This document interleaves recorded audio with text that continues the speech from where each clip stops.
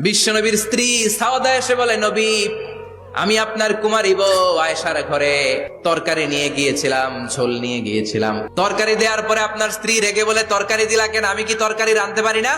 রাগের চোটে তরকারির ঝোল নিয়ে, পায়েস নিয়ে আমার গালের মধ্যে মাখিয়ে দিয়েছে আপনার বউ। আপনি তো শ্রেষ্ঠ বিচারক, ও নবী বিচার করে দেন। মা আয়েশাকে ডেকে পাঠালেন। মা আয়েশারে বললেন, ও আয়েশা, আসলে এমনটা করেছো নাকি?